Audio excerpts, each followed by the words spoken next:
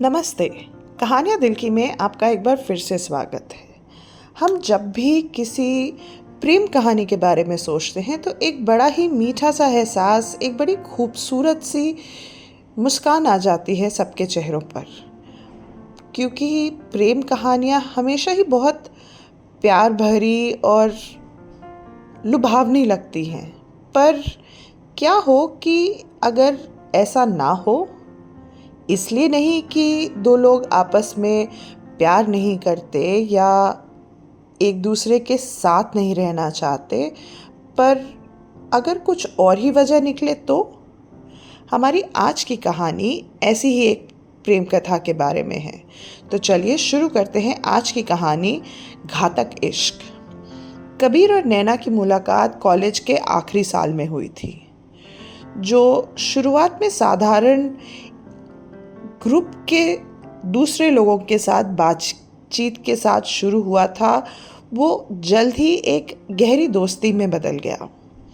कबीर को नैना का तेज़ दिमाग और लेक्चर के दौरान नैपकिन्स पर डूडलिंग करने का अंदाज बहुत पसंद था। वहीं नैना को कबीर की सहजता और सबको एक खास एहसास देना, जो कबीर की खासियत थी, वो पसंद था। जब तक वे ग्रेजुएशन करके कॉलेज से निकले, सबको पता था कि वो एक दूसरे को प्यार करते हैं, पर शायद उन्हें खुद नहीं पता था। लेकिन हर बार जब उन्होंने अपनी दोस्ती को आगे बढ़ाने की कोशिश की, तो ज़िंदगी ने उनके लिए कुछ और ही योजना बना के रखी थी। एक शाम कबीर ने तय किया कि वो नैना से कुछ बात करने से पहले अपने पिता को उसके बारे में बताएगा। उसने अपने पिता से बात करने का निर्णय कर लिया। उसके पिता एक पुराने ख्यालों वाले बिजनेसमैन थे, जो पिछले कुछ महीनों से उसके पीछे पड़े थे उसकी शादी को लेकर। उस शाम वो अपने पिता के पास गया और उसने कहा, पापा, मुझे आपसे किसी के बारे में बात करनी है। ये सुनकर उसके पिता खूब खुश हो गए और उन्होंने कहा, बताओ बताओ, कौन है? आखिरकार मेरे बेटे ने किसी को ढूंढ ही लिया। उसका नाम नैना है। हम कॉलेज के आखिरी साल में मिले थे। वो बहुत ही समझदार, सुलझी हुई। और कबीर अभी नैना के बारे में बोल ही रहा था कि उसके पिता उत्साह में खड़े हो गए। ये तो बहुत अच्छी खबर है, उन्होंने कबीर की ओर आगे बढ़ते हुए कहा। पर दुर्भाग्यवश अपनी उत्सुकता में उसके पिता ने अपने पैरों के नीचे पड़े कालीन को नहीं देखा और वो उस पर फिसलकर जोरों से ज़मीन पर गिर गए। कबीर उनकी मदद के लिए दौड़ा, लेकिन उसके पिता का दर्द से कराहना कुछ अलग ही संदेश दे रहा था। जब वो अस्पताल गए तो पता चला कि उन्होंने अपना एंकल फ्रैक्चर कर लिया है। हफ्तों तक घर में हलचल मची रही। कबीर के पिता ने इस पूरी दुर्घटना के लिए कबीर की ये अचानक से खुशखबरी की खबर को जिम्मेदार ठहराया। कबीर भी अंदर ही अंदर खुद को दोषी महसूस कर रहा था और उसने नैना को अभी अपने परिवार से मिलाने की योजना को रोक देना ही ठीक समझा। कुछ महीनों बाद कबीर और नैना एक बार एक छोटे से कैफ़े में मिले। उन्होंने तय किया था कि वह अपने भविष्य के बारे में बात करेंगे। इसके लिए उन्होंने शहर के एक कोने के रेस्टोरेंट में मिलने का फ़ैसला किया। ये रेस्टोरेंट अपनी खूबसूरती और बहुत ही प्यारे डेकोर के लिए जाना जाता था। वे दोनों एक दूसरे के आमने सामने बैठकर अपने पुराने कॉलेज की कहानियों के बारे में बात कर रहे थे। अभी उनकी ज़िंदगी में क्या चल रहा है, उसके बारे में बातें करते हुए खूब हंसी ठहाके कर रहे थे। फिर कबीर ने हिम्मत करके नैना से पूछने की कोशिश की, तो क्या मैं सोच रहा था कि क्या तुम्हें लगता है कि हमें अपने इस रिश्ते को अगली मंजिल तक ले जाना चाहिए? नैना ने हल्की सी मुस्कान के साथ सिर हिलाया और उसने बोलना शुरू ही किया था कि मुझे भी काफ़ी समय से ऐसा लग रहा था कि हमें, इससे पहले कि वह अपनी बात पूरी कर पाती, बाहर ज़ोरदार हंगामा शुरू हो गया। जो बारिश कुछ मिनट पहले हल्की फुवार थी, अचानक से मूसलाधार बारिश में बदल गई थी। कुछ ही मिनटों में रेस्टोरेंट के स्टाफ ने मेहमानों को बाहर निकालने का काम शुरू किया, क्योंकि पूरे रेस्टोरेंट में पानी भरने लगा था। कबीर ने नैना का हाथ पकड़ते हुए कहा कि पास ही रहना, क्योंकि भीड़ के बीच कहीं कुछ गड़बड़ ना हो जाए। लेकिन तभी एक और मुसीबत आ गई।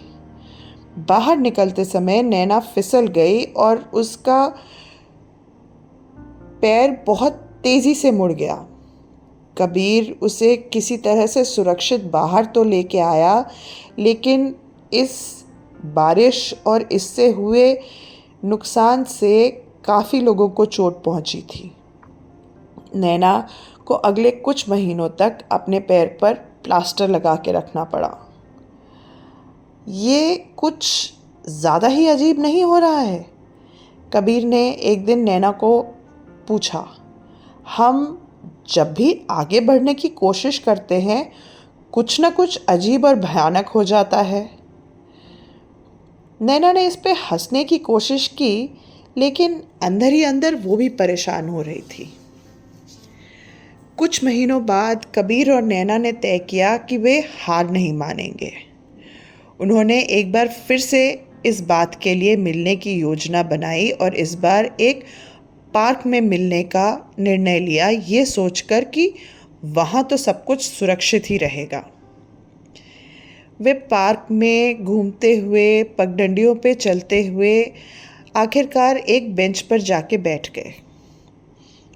तुम जानती हो, इन सब के बावजूद मुझे खुशी है कि हम यहाँ हैं और इस बार कुछ भी गलत नहीं हो सकता। नैना ने मुस्कुराते हुए कहा, देखो ऐसा मत कहो, कहीं कुछ गड़बड़ ना हो जाए।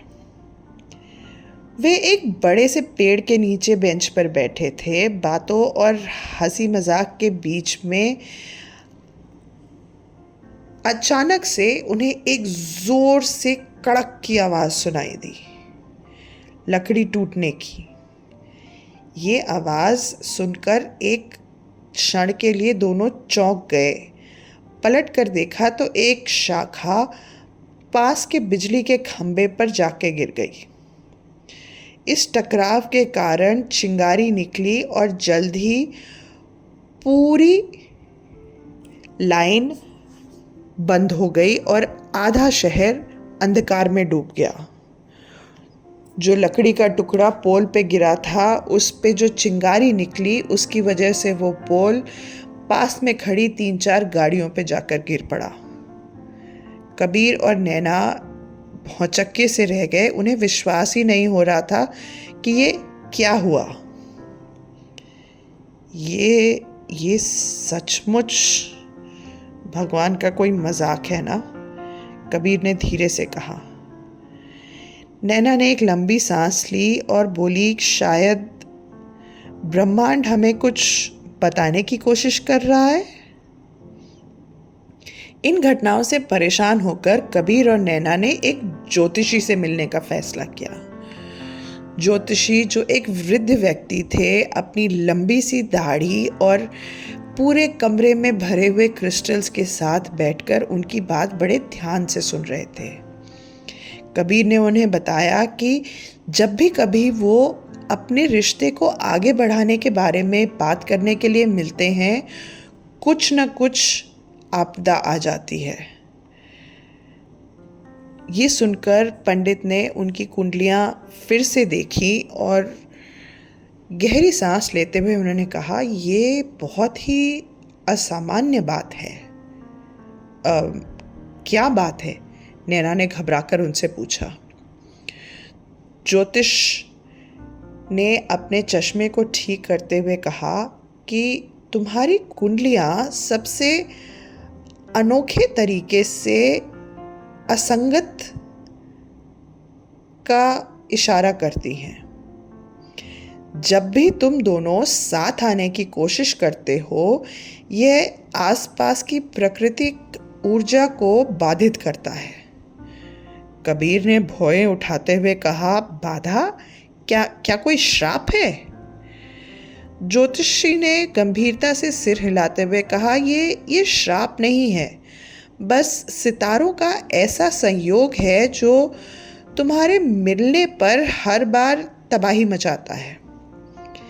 नैना ने हल्की सी हंसी के साथ पूछा, तो आप ये कह रहे हैं कि हम जब भी साथ आने की कोशिश करेंगे कुछ न कुछ भयंकर और बुरा होगा? बिल्कुल, ज्योतिषी ने जोर से बोला।